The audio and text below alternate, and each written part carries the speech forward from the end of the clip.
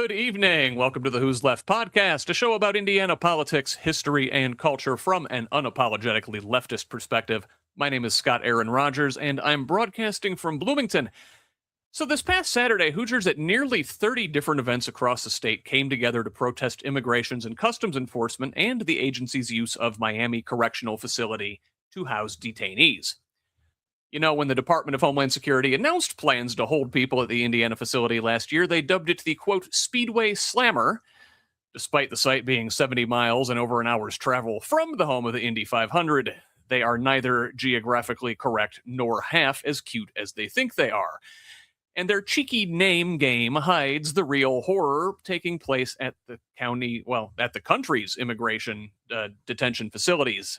At least 31 people have died in ICE custody since the beginning of Trump's second term, including 2 here at Miami. Stuart Mora, an immigrants' rights advocate with the Indiana Organizing Project, was one of the individuals responsible for putting together Saturday's statewide day of action, and tonight we'll talk to him about the event, the state of immigrants' rights here in Indiana, both inside and outside detention facilities. We'll look at the Braun administration's cooperation with the federal government, the lie about such complicity making Indiana safer and more prosperous, and the toll on Hoosiers, both human and economic. Now, before I welcome Stuart, let me quickly ask for your support. This is an independent media project. We don't paywall content. We don't have billionaire benefactors. Only individuals like you keep this thing going. It is a foundational principle of Who's Left and the Progressive Indiana Network that we refuse to hide important information behind paywalls in the middle of a political crisis, even if that's not in our financial best interest. So please, if you find value in this work, go to progressiveindiana.net and subscribe at the paid level. It's only $5 a month or $50 a year to help us build the infrastructure that will pop the right-wing media bubble in this state. And while a paid subscription is the best way to help grow and sustain this project, you can help in other ways. By liking and sharing on social media, commenting, leaving reviews, providing feedback, and forwarding our content to your people. You get us when you can. Mostly, we just want you here in this community of Hoosiers dedicated to making this state and its government work for all of us, not just the elite few. Please join us. You can follow me on Blue Sky, Instagram, and Threads at whosleft.us, and on Facebook, TikTok, and YouTube at Who's Left. That is spelled HOOS Left. Progressive Indiana Network's handle is the full spelled out name on most sites, but on Blue Sky and TikTok, it is PIN Indiana. Please help us grow with a follow wherever you're at. Tell the others. Let's build a radically democratic Indiana together. Now, let's welcome our guest this evening, Stuart Mora. Stuart, thanks so much for joining me here tonight. Thanks so much for having me, Scott. So I really appreciate what you're doing here, and I appreciate the work you're doing out there in the community. And even, you know, as somebody who isn't personally affected by these immigration crackdowns that are going on, you know, as a human being with a heart, I am certainly concerned, to say the least. So I guess let's start by talking about Saturday, Stuart. Can you tell us, give us the lay of the land, what exactly happened, where all did protests take place, how was turnout, etc.? Yeah, so the campaign started, we launched it back in February 22nd with the 500-person action at the governor's mansion in the snow.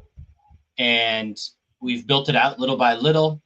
We had a press conference with Congressman Carson, my congressman, who did a congressional oversight visit at Miami Correctional on April 9th and got a lot of press. Congressman Carson joined us in calling for the end of ICE detention at Miami Correctional. And then we built to last Saturday. We had 27 actions across the state. As part of those actions, I learned where Fowler and Pierceton, Indiana are, because there were actions taking place in those towns. We are very clear that if we are going to win, this cannot be an Indianapolis-based or a Bloomington-based. It has to be a statewide campaign. And so we were, despite the rain and the thunderstorms, people came out. We had a ton of press coverage all over the state, which was really our goal, was to draw attention to the fact that currently our state is holding approximately 600 ICE detainees in truly abhorrent conditions at Miami Correctional Facility just north of Kokomo. So we feel great about it, and we will be building to a statewide weekend of action the last weekend of August. And I expect that you're going to see quite a bit more press coverage between now and then around the detainees themselves, as well as the local families that have been affected and are currently affected by ICE detention. You mentioned that trying to garner attention for the conditions at Miami, certainly, and just the conditions and the human toll that these immigration crackdowns have on people here in our state. And you certainly managed that. I understand that you guys got a mention on last night's Rachel Maddow show, so national news, very big platform there, certainly. But in the end, obviously, just getting the attention isn't the end goal. Like, what are the larger demands of the movement? What are the asks? What are you guys trying to work toward down the line in the long run? Yeah, so I spent the last 5 years working at an immigration law firm. Great people, Munoz Legal here in Indianapolis, and a lot of my work was with detained immigrants and their families. And this is prior to the current Trump administration. So this world was very familiar to me. I interacted with ICE on basically a daily basis. And so when the changes occurred and began back in February and March of last year, we saw it up close and personal. That we knew the changes were drastic, in many ways completely unnecessary. In fact, very expensive for taxpayers in completely unnecessary ways. And most importantly, we saw the harm that was being done to innocent families, to so many U.S. citizen children. And we're very clear. We knew from our conversations with ICE that the bottleneck in their operations is their access to detention space. We know because they told us. They told us we are being told to arrest X number of people. We don't know where to put them. And that has been the issue going back prior to this Trump administration. When they took office last January, they had access to 41,000 detention beds. And that hit a peak of 73,000 detention beds in January of this year. And it's actually fallen from there, partially due to the pushback. Places like here in Marion County, where we effectively took away 128 detention beds from ICE. What we say, Scott, is every detention bed at this point represents a family in crisis. The violent criminals were already detained, and right now, the people that are being detained here in Indiana are being pulled over for traffic stops. Yeah, I want to dig into that, I guess. And I think I saw the statistic that like 70% of the people who wind up in ICE custody don't have any criminal record whatsoever. And then if you look deeper into that, of the folks that do, it's largely nonviolent offenses. It is stuff like traffic offenses or petty crimes. It is not these violent criminals, the worst of the worst that the Trump folks said that they were going after. Yeah. Absolutely. And Governor Braun himself said the worst first. And part of what we're very clear about is we don't actually think that this was Governor Braun and his administration's intention when they signed up for this. What is happening right now is that Hoosier families are being torn apart. And I'll share a very clear story. I went to visit a family on Friday down in southern Indiana. Mom's been here since she was 5 years old. Dad's been here since he was a kid. 4 U.S. citizen children. And mom sobbed for 2 hours. Dad's been detained for 3 months.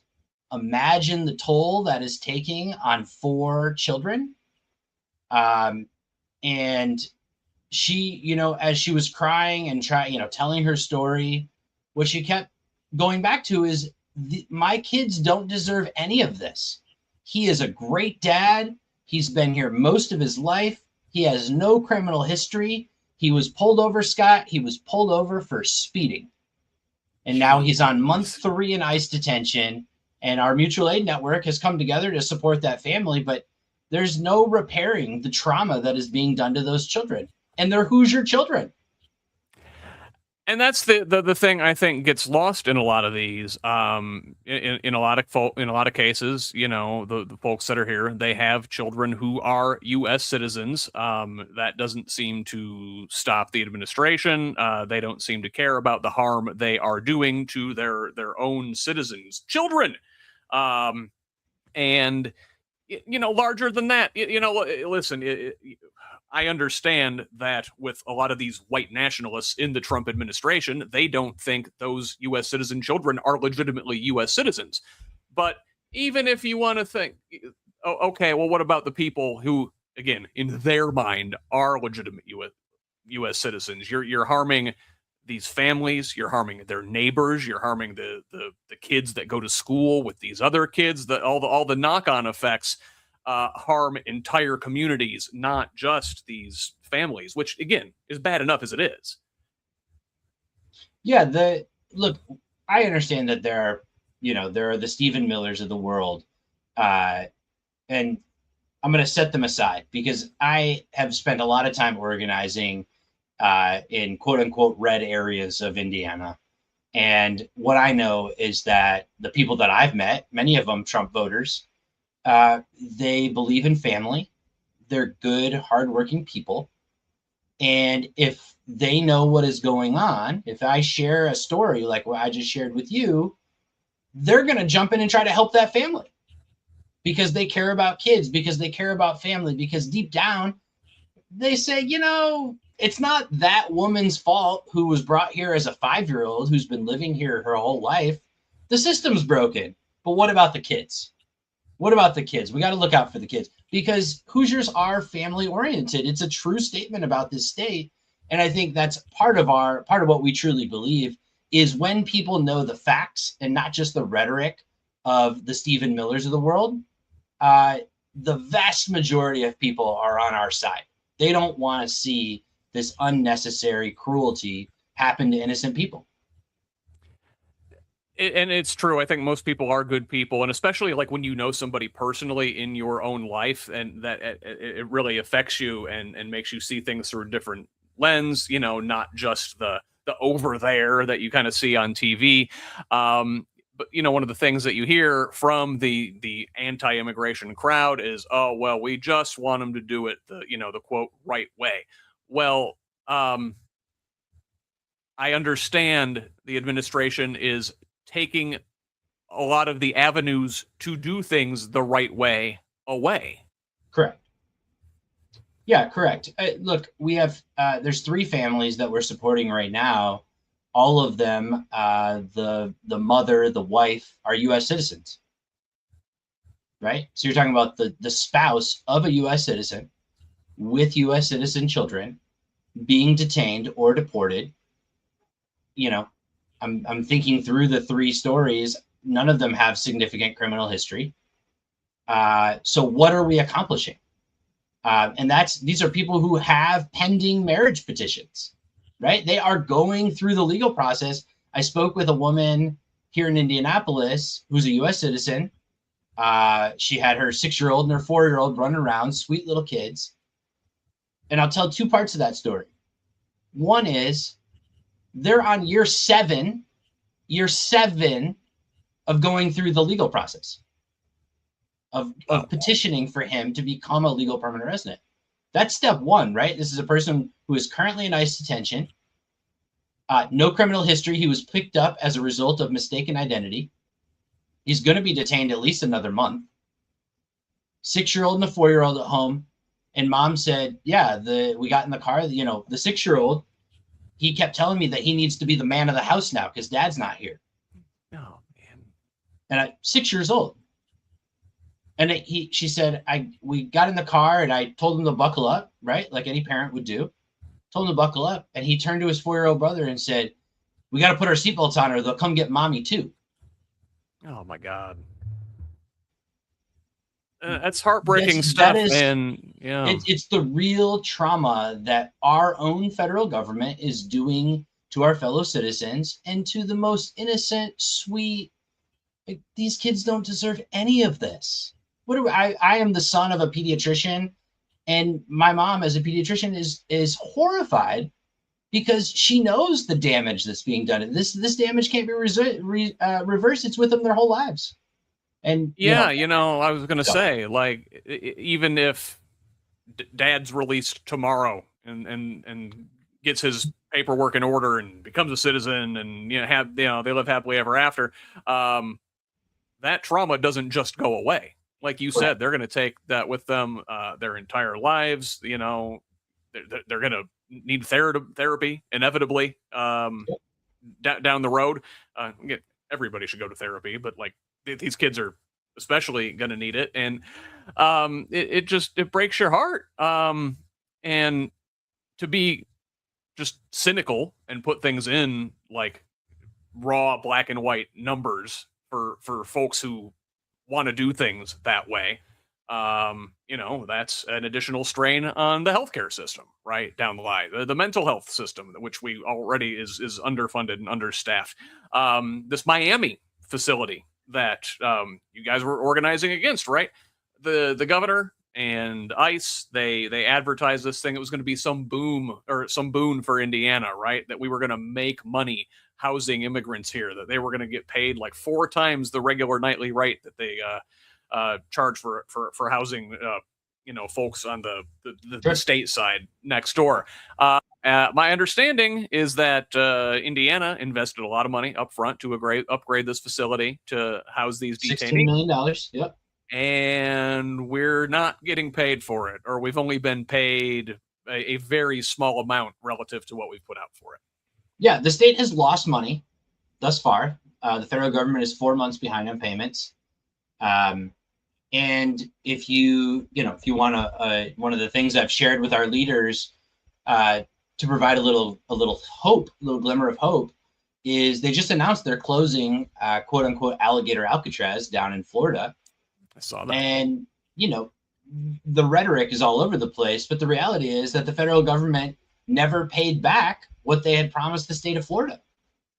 And I promise you that's part of why they're closing it, whatever they say. And it's a real possibility here in Indiana that we've gone through all of this and our state ends up losing money on committing this travesty. Are you telling me that Donald Trump, the greatest businessman and negotiator ever, as he would tell you, is responsible for like stiffing his contractors and people that have done work for him? Whoever could have seen it coming? It's not like he has a history of this or anything. It is what it is. In the end, I know that the money is going to move a lot of the middle, the folks who are on the fence about this stuff. In the end, Scott, I'm the one who talks to detainees and their families every day. We've talked about the families. We haven't even talked about the detainees and the suffering and the horrors of that awful. I mean, I'm very careful about the use of the word concentration camp. It's very, very close. It's very, very close to meeting the exact definition of a concentration camp at Miami Correctional, because so many people are being held illegally in that facility. And how do I know that? Because I know that filing a habeas petition is what you file in federal court to say the federal government is holding me illegally.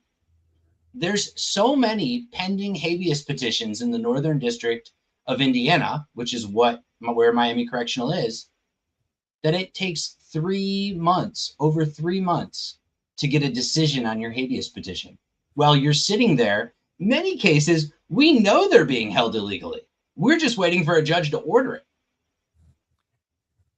Yeah, geez. And yeah, well, let's dig into that. I guess I wanted to bring up the numbers and the cost of things just for those folks who are concerned about those things. But let's zoom back in and bring it down to the human toll that it takes on the families. We've talked about that some, but yeah, let's move on and talk about the detainees.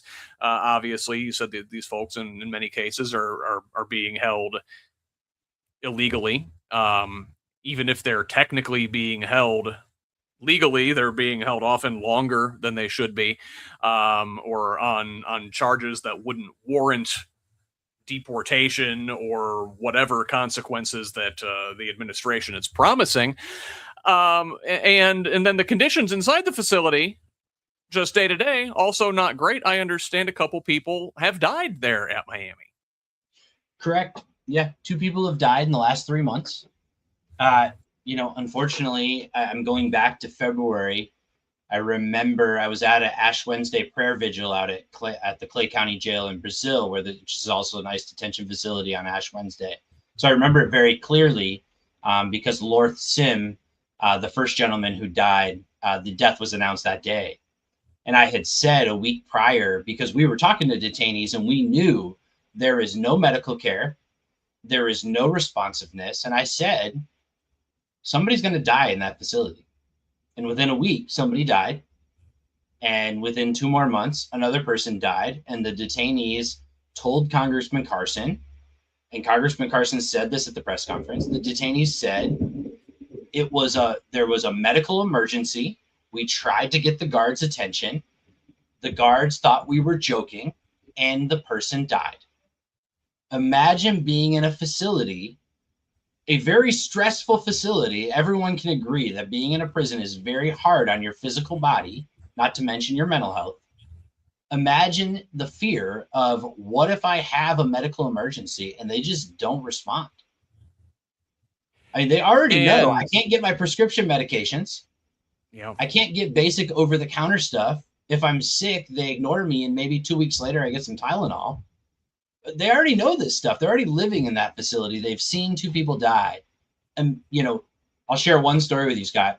There's a gentleman, and his story should be coming out soon publicly. I talked to him and I said, my guy, I can't, you're talking about going public with your story. I can't protect you. Nobody's can protect you in there. Your lawyer can't protect you. There's nothing I can do, but it's courageous, but I just want you to know the truth before you make this decision. And he said, it can't possibly get any worse in here. What are they going to do? Come break my hands? There's no way it can get worse in here. Going on his 2nd year in ICE detention. My God. And, again, I guess for the cynical folks out there, well, of course the detainees are going to complain about their conditions. They want out, obviously. But I understand that, guards, people that work for the facility will also confirm this.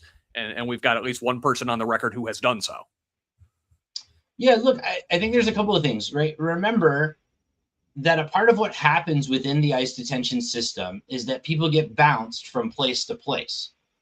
Now, I can't tell you factually that it's definitely a strategy, but it sure feels like a strategy of separating people from their attorney, from their family, from their community. It certainly feels that way, right?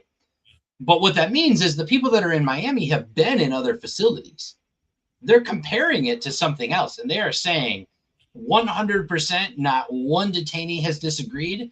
This is the worst. This is the worst. We are scared. We can't get anything that we're supposed to have. It's hard to talk to our attorney. It's hard to talk to our family.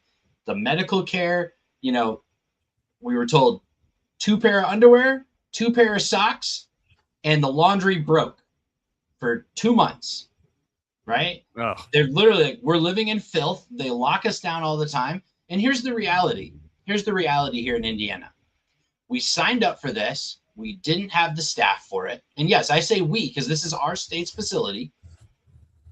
The staff themselves told us we are short 34% of the staffing we need to house the people we're housing here. 34%. That's if you believe their numbers. That's their numbers. They're missing more than a third of the staff they need. So of course this stuff happens because they don't have the people to house that number of detainees and inmates. I mean, on one hand, that's horrible. And it's not great conditions, not great for the detainees there. That it's not great to be short-staffed. On the other hand, I guess that's a positive sign that you're having a hard time finding Hoosiers who want to do this to people. Sure. But wow. So I guess let's talk about the Indiana of it all. You said this. You said we. You said us. Our state doing this. We Hoosiers, not you and I, but Hoosiers at large, elected Mike Braun governor. They elected a MAGA state legislature that folks that said they were going to do these things, and at least on this, they have upheld their promises. We passed Senate Bill 76 this past spring, which mandates that state agencies, governmental entities of any kind, schools, universities, hospitals, jails, sheriff's departments, whatever, they have to cooperate with ICE by law. So, compare that to, say, in Minnesota, we had these high profile ICE raids and everything that went along with them earlier this year, this winter. And I think a lot of that was, okay, well, they have a Democratic governor, a Democratic state legislature that, were apprehensive, didn't want to cooperate with the feds, pushed back where they could. Our state government not only cooperates, they mandate that all government entities in the state cooperate. How does that change the dynamic in some place here like in Indiana versus, say, like a Minnesota? Yeah, so I had a lot of people asking me questions after, as things were happening in Minnesota and as they started to wind down. Questions along the lines of, we have to prepare for what's happening in Minnesota. And I never believed that, and I pushed back on it because I said, we're the other end of the spectrum. We are the state where all of the authorities are functioning as ICE. The state, one of the things is the state police have a 287G agreement. They pull people all over all the time. In fact, I have a story here in Indianapolis. State police stopped. Two guys were changing the tire. Police stopped, as they often would, right? Hey, everything okay? I'll put my lights on behind you. They're changing a tire. They put them both into ICE detention. Like that, that they don't need to do a surge of ICE and CBP officers into Indiana because the police are functioning. The sheriff's offices are functioning as ICE, right? And so the way people are almost always coming into contact with ICE in this state is that they're pulled over for some kind of traffic violation, or at least an alleged traffic violation, especially, in the donut counties. And they're arrested for driving without a license, because you can't get a license as an undocumented person. Or I will also say, because the federal government has made it more difficult to obtain a work permit that you qualify for, or to renew a work permit that you have, if you don't have a work permit that's valid, you can't keep your driver's license, right? And so the federal government has made it so now you're driving without a license, but you got to go to work, or you got to take your kids to school, or whatever it is. And that's where they get people, right? It's all the time. It's happening all the time. And if you don't notice it, I promise you, because I take the calls every day.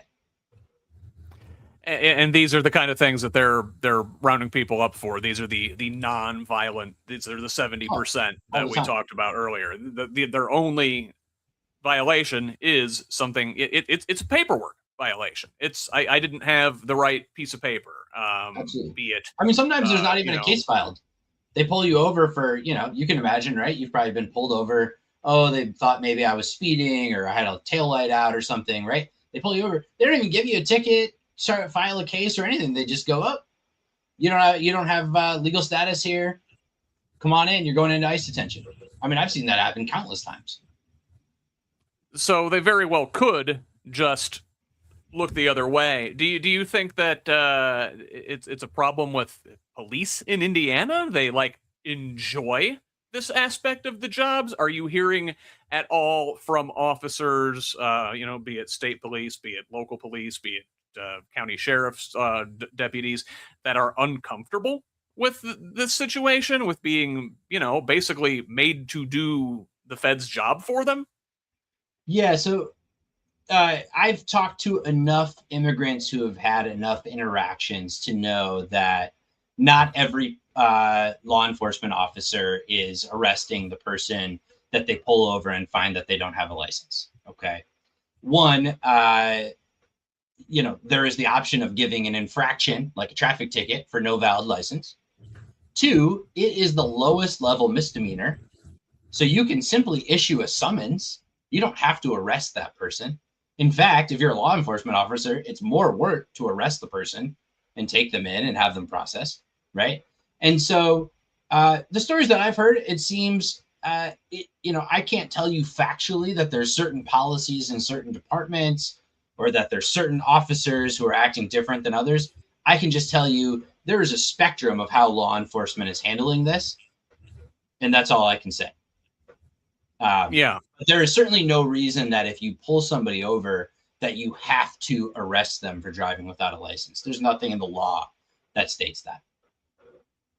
And, I mentioned Senate Bill 76, which is the law, Senate Enrolled Act 76 now, that Governor Braun signed earlier this spring, that mandates all of this cooperation.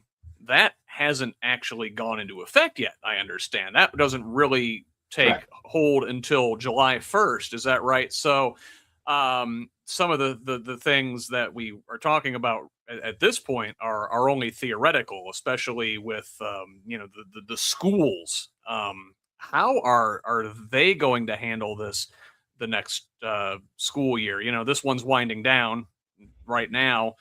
It has ended in many places, only a few weeks left in other places. Come the fall, I think we're going to see a real big change. Are you hearing from teachers and administrators with worries about how they're going to handle things going forward? I'm not hearing a lot. I'm having conversation with other community leaders that are talking with schools and medical facilities as well. There's real concern. There's also real confusion about what they're actually responsible for and where they can draw the lines. There's also a question of how, just because they're supposed to report things, how does that actually play out? A part of why I'm so adamant about pushing back against ICE detention is that, as somebody who's interacted with that system for a long time, I know that just because ICE has contact with somebody does not mean that that person needs to be detained. In fact, the reality is that in many cases, they should not be detained. And I'll give you an example. One, in prior administrations, if somebody got arrested for driving without a license, ICE would often say, that person's not a priority. That's not a real criminal. We're not interested. We're not going to pick them up. We have limited resources. We got to make priorities. Two, let's say somebody gets a DUI. I make no excuses for people that drive intoxicated. You got arrested. Okay, you're going to go into ICE custody now. That's the next step. Your family pays the bond or you get released. You go into ICE custody. Very common that we would negotiate that bond directly with the ICE officer. They go into ICE custody, the bond's paid the same day, and they go home to their family. Now they got a whole headache they got to deal with. They're now in removal proceedings. They're going to have to figure out what they're going to do about that and hire an attorney. But what are we accomplishing by putting that person in a cage for the next couple of months so that they can't go to work? Their family's in financial crisis. Their kids are traumatized.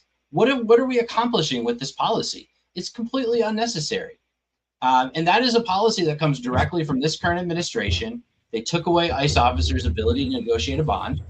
They have essentially taken away immigration judges' ability to determine a bond, so that the only way you can get out is by filing a habeas petition saying in federal court, the federal government is holding me illegally. That's it. That's your only way.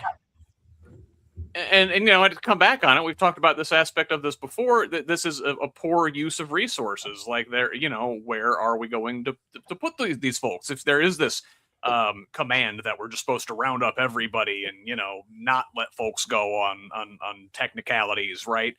Where are we going to put folks? You know, I guess they want to build these warehouses now. That's a thing. They're purchasing unoccupied warehouses, ICEs, across the country, trying to turn them into detention facilities. I saw that Indianapolis was maybe on the list of places where they're looking at putting one of these that could hold up to 8,500 people. Yeah, that was all talked about and it was leaked. I think that most of that has been put, there has been huge pushback all over the country for a whole variety of reasons. Obviously, the human rights aspect of it. But also, there was a small town in Georgia, Social Circle, Georgia, I believe is the name of the town. And they wanted to put a, 5,000 or 8,000 person warehouse, detention center. The town said, we're a town of 5,000 people. We don't have water and sewage and everything that needs to happen for that kind of facility. We can't house people in that. That's an industrial facility. And so I think there was a lot of, DHS had some really poor planning, some poor ideas. Whatever you believe about the policy, they're just not feasible. And so I think there's a lot of pushback. Again, I go back to the numbers. 73,000 ICE detainees in January. On April 4th, that number was down to 60,000. The pushback is working. I'm here with a message of hope. I see the trauma every day. Don't worry. I promise you, I'm in the middle of it every day. But I also believe that we can win on this fight. And a part of preventing a lot of the trauma is preventing the detention. It's hard enough living every day in fear that one of your loved ones is going to get detained. But it's worse when you're now in a financial crisis and your kids are traumatized and you're trying to piece together, what the hell do I do? Because I don't know if my loved one's coming home ever.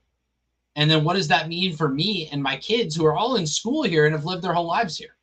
I have these conversations with moms and they say, so I moved to rural Guatemala or Honduras. Like, the schools are awful there. Like there's not even real schooling. Like, what do I don't even know what to do because I still need my kids to get an education. Like, I just think that, and again, these are U.S. citizen children, and often it's U.S. citizen parents who are having to wrestle with, what do I don't have a good option. I don't have a good option. And that's why we have to continue to push back, because we haven't talked about this yet, Scott, but there's another reason that I believe that the organizing against the detention system is so important. I understand this is considered a progressive podcast in a progressive space. It's not really how I consider myself, and that's totally okay. What I do see is the rise of an authoritarian regime in our country, right? And the detention space can be used for people that are not immigrants. It already is. Like, they're very clear that they want to come after somebody like me. And they will. They want to put opponents of their administration in cages, just like the immigrants. And a part of pushing back is going, no, you're not going to, this caging people is not the solution to anything. Because eventually they are coming for us. And I think anyone that says otherwise is lying to themselves. Well, it's true. They've said it. They're on the record. I mean, Trump said, first we're going to get all these folks, and then we're going to, come for the homegrowns. And that if they get what they want with all these warehouse facilities, if they have that capacity, they're going to use it. And that's why it's so important, to your point, that we push back now. And I guess it is hopeful that is working. Let us talk about some of the more hopeful aspects of what you're doing, because it's been, got to be honest, Stuart, it's been kind of bleak the last 40 minutes or so here. All right, let's talk about the good stuff. So let's talk about the good stuff. It's not just protest that you're doing there with the Indiana Organizing Project. There's a whole sort of mutual aid aspect to what you're doing as well. And I think you've sort of, hinted at it around the edges, like with the different families that you're working with. Can you just tell us more about that aspect of the project? Yeah, absolutely. So we've built a network of several hundred people. And the way it functions is, a family through a variety of networks ends up in contact with us. And we just immediately, it all starts with the relationships, because when you're organizing, relationships first is always the foundation. And, whether it's myself or one of our volunteers reaching out, the first thing that I always say is, you're not alone. You have a community of people here who care about you. What's the first thing we need to do? Right. Because that's the real fear that we see from folks every day is they feel very alone. They feel very paralyzed. They're in crisis, and they're also scared because maybe they're undocumented, maybe somebody else in their family is undocumented.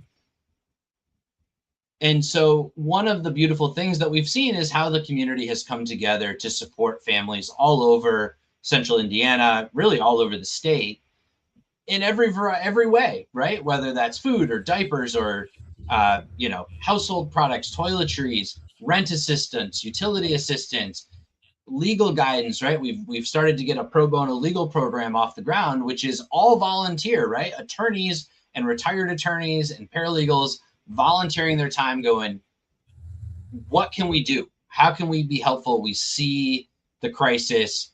Can I take it? I always say, can you take on one case? Help us with one case, right? Because that case for that person means everything to them. And it's really, as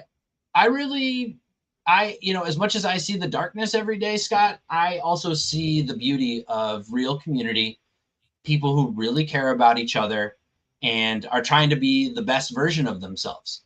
And that's what I believe in. I believe in challenging people to be the best version of themselves, and it trickles down. Or maybe that's not the right way to think about it, but I'll tell you, I told you about the woman who I went to see with the 4 U.S. citizen children. And we were talking to her. I actually took a journalist there to see her. That's why I was there. And I was just talking to her about, would you be willing to share your story in different, places? And mind you, she's crying the whole time. Like, this is a really emotional, traumatic experience. And she said, if I can do anything to prevent other families from having to suffer what we've suffered, I want to do it. And I heard the same thing from that detainee I described, right? Who said, it can't possibly get any worse in here. He said, if I can help one person not have to suffer what I've suffered for the last 2 years, then I want to do it. And I think it's a reminder that deep down, we as human beings, we have a lot of goodness in us. We have a lot of love in us. And sometimes we just have to challenge each other to be that version. You talk about sort of the cynical side, and I'm always like, put the cynicism down. Let's do something good together. You're going to feel better. We're going to do something good. We're going to make the world better. We can do it. And that is really where I come from.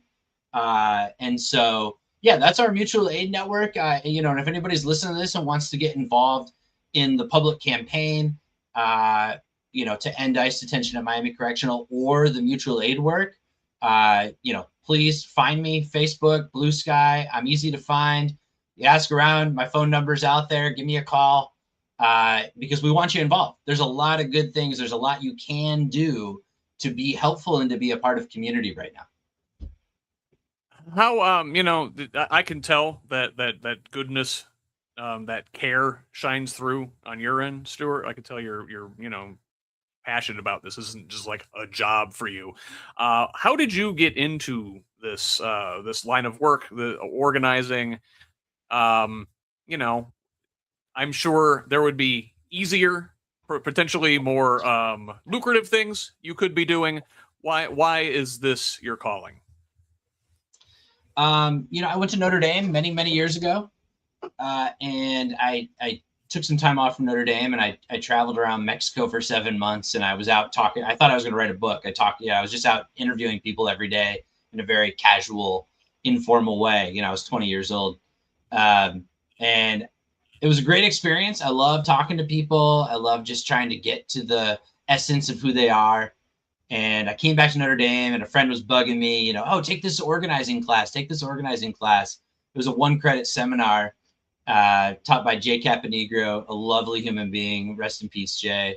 And, we just had a couple of read this. We met a couple of times, but really the core of the class was we went to Chicago and met with different kinds of organizers for 4 very full days. And honestly, Scott, I couldn't believe that was a job I could do.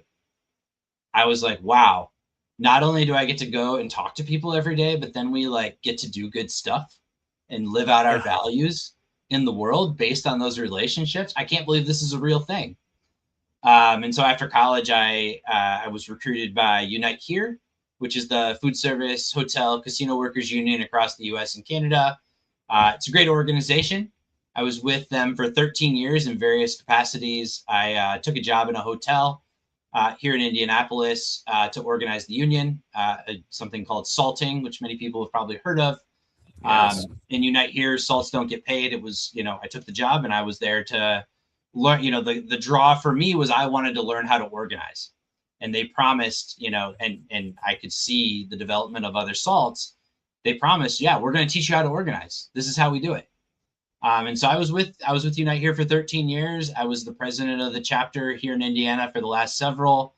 And unfortunately, the pandemic was brutal. Everybody I knew got laid off. Everybody I knew was in crisis. I lost track of the number of people that I knew that died. And I had a pretty bad mental health crisis as a result. And but you try to learn the lessons from those things and you get stronger. And so I went from there to working at the immigration firm, but deep down, I'm really an organizer. That's my skill set. That's my passion. And so it's good to be back doing the work that I love and doing it in a way that, I've often told people, Scott, over the last 6 months, I've organized around a lot of economic and social justice campaigns, and I've won a lot of them. I'm proud of that. I have never felt the extreme moral clarity that I feel around this campaign. It is so obviously wrong what we are doing as a country to people and what we are contributing, the cruelty we're doing as a state through Miami Correctional. It's just so obvious because I see it every day and it's so unnecessary. And that propels me.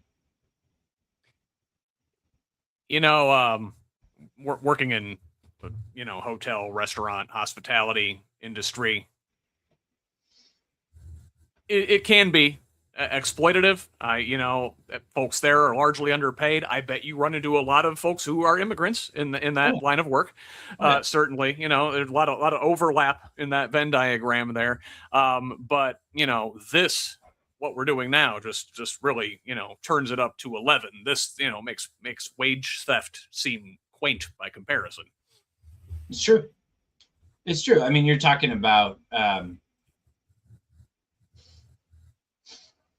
you're really talking about a level of trauma and suffering. And, we're literally talking about people dying at Miami Correctional. And the reality is that they want to make it much worse, right? They want to go, and the contract is to go to 1,000 detainees.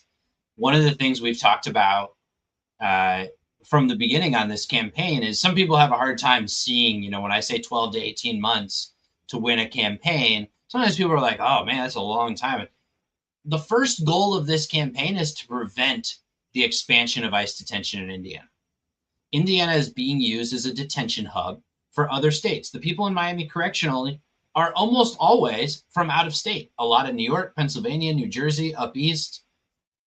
That is the reality. And they want to grow that from 600 to 1,000. That's what the contract is. Miami is the most likely place they will expand ICE detention in this state. And that's part of why this campaign is so important, is because we can actually, step one is preventing that. And step two is starting to roll those numbers back, right? And starting to close out those beds and saying, because it's not going to go 600 to 0. It's going to go 600 to 500 to 450 to 425. Like, it's going to go down little by little because we're pushing back. And I really believe that we're going to be successful. How do you, maintain that hope, maintain that momentum when it is a slog? I think we as Americans are very much used to instant gratification. I've won a number of campaigns that took a lot longer than a year. So I've been through it. I think that really helps. It's part of my ability to share wisdom. And then, people ask me what you asked about sort of my passion or how I found organizing. The reality is, look, I really care about the campaign, and I really care about preventing the harm and supporting the families and all the different ways that we do. But there's another reality, which is that the beauty of organizing is people become leaders who never saw themselves as leaders. People do things that they never thought they could do in public spaces. And it's like they see a new side of themselves. It's this beauty of self-growth and self-discovery that's already happening on this campaign. I was talking to several leaders about they had never led an action, and they led one of the actions on Saturday, and they were talking about, oh, I wish I had done this. And I said, yeah, but have you ever led an action like this? Well, no. I was like, great. Think about all the things you're learning right now. Think about that growth. That's how we're going to build. And then you're going to teach other people. That's really probably deep down my favorite part of the organizing. And when you enjoy that process, right, you think about the mom I was talking about, right? And the idea that she's going to share her story. She wants agency. She doesn't want to be a victim, right? People don't want to be victims. They want to have control of their lives. And opening that door so that she can share her story in a powerful way and be a part of the fight back, those are the victories along the way to the campaign victory. And I think, as an organizer, you really have to embrace that and find joy in it. And I say that very sincerely. Like, when we organize, I really believe that hope and joy, art and music and beauty, these are things that we have to include. We have to channel our anger into something better, and not just rage against the machine. So it's a genuine belief of mine. Yeah, that mom you spoke of, she's inspiring. And the fact that, even while she's suffering and going through it herself, she's thinking about others and helping them so they don't have to suffer similarly. She shouldn't have to. But like, for guys like us, people like us that have certain privileges in this country that comes with a certain complexion or a certain status as a U.S. citizen, all we've got to do is exercise our free speech. We got to stand up. We got to be loudmouths. I think a lot of us are prepared to do that, but we also have to maybe learn to get a little bit uncomfortable and like reconnect with people. We've been isolated a lot from each other. I think, the pandemic, I think, played a certain part of that, but it was even before then, you could see this, dynamic sort of taking hold. The irony that like we have social media and our phones, and we're like, instantly connected at the push of a fingertip to anybody, anywhere, yet we feel further apart from our neighbors and our fellow humans than ever, probably. Yeah, I you hit the nail on the head. Community. I think people need community and don't even know it. And then they come out and it's part of what we try to do when we're doing, actions or events, is that opportunity to interact with people so that when you come out to something, you're there to see your friends as well as to express yourself publicly. I think it's fundamental. And I share these stories, from the detainee and the families who are experiencing this crisis in their lives. I share it because I hope it inspires somebody who hears this and says, you know what, if they can do it, if that detainee who's been in ICE detention over 2 years, or that mom who's got 4 U.S. citizen children and has been dealing with how to survive for 3 months, if they can do it, then I can do it too. Because you can't. I mean, anyone who's listening to this, we need you. We need you to be a part of it. Put down your social media, put down your phone. We got lots of things to do. We're going to put you to work, and you're going to feel good about it. That's the beauty. That's the beauty of community. So, Stuart, for the folks who are listening or watching this right now, What do you need from us? How can we help? How can we get involved? Yeah, so there's a couple different ways. If you are someone who likes to be involved in sort of rallies, prayer vigils, those kinds of things, public events, we want you on our public campaign team. Okay, we did 27 actions on Saturday across the state. August 29th and 30th, we want it to be over 50. Okay, and that's going to mean people jumping in and saying, hey, I can lead an action over here. I can lead an action over there. Okay, that's something that people can get involved in. If you want to be on the mutual aid team, right? If you just say, hey, I'll help out those families any way I can, great. And, we also, if you have a little loose change lying around, we have a family assistance program. We do a lot. We collect a lot of donations and deliver them, but sometimes you just got to pay the rent or you got to pay the attorney, and that just needs cash. And so if you're interested in any of that, Stuart at indianaorganizing.org. Stuart, my name, Stuart at indianaorganizing.org. Hit me up and we'll get you connected and we'll put you to work, and we'd be glad to have you. Thank you so much. Yeah, so for the folks out there listening, again, hit up Stuart. There's a place for everybody in this movement. Whatever time or talent or money you have can be put to good use. Stuart, thank you so much for all the valuable work you're doing out there. Again, on behalf of just like a concerned human, thank you. It means a lot to me, and I'm sure it means infinitely more to the folks who you're helping directly. Stick around. I want to say goodbye to you on the other side, but for now, I'm going to send you backstage and say goodbye to our viewers here this evening. Thanks so much for joining us here tonight, Stuart. Appreciate everybody. That, once again, was the invaluable Stuart Mora joining us from Indiana Organizing Project. Help him out and his organization out. Again, whatever way you can, there is a use for you in this movement. So thank you all for watching or listening. I will be back on Sunday morning as usual with Who's Left This Week. That streams at 10:30 a.m. Indiana's only unapologetically progressive Sunday morning politics talk show, where we talk about the week's top stories from U.S. and international news to what's going on right here in our state and how it's all interconnected. That's on YouTube, Facebook Live, and of course at progressiveindiana.net. My guests this Sunday are singer, songwriter, and candidate for Porter County Recorder, Leslie Nuss, as well as Bloomington DSA activist Bryce Green. Please join us. Plenty of other good stuff here on Progressive Indiana Network this week. We've got the Concerned Clergy podcast every Thursday morning. This Friday on Hold 'em Accountable, Derek Holder will explain the state party convention process. Then Friday evening, Brianna, the recovered Republican, will host Secretary of State candidate Blythe Potter for a virtual town hall where she'll take questions from viewers. So especially if you are a delegate to the convention, we'd like to hear from you. You can submit questions via the QR code, which I am now putting up on the screen and will leave there for the remainder of our show. Links will be found all over the place online on social media. Now, again, we can't deliver all this vital content without your support, so please consider contributing to Who's Left and the wider Progressive Indiana Network with a paid subscription if you're able. This independent media project relies solely on the generosity of kind patrons like you to make this information available for free to everybody. Again, that's at progressiveindiana.net. We could also really use a follow on social media at Progressive Indiana Network on Facebook, Instagram, and Threads.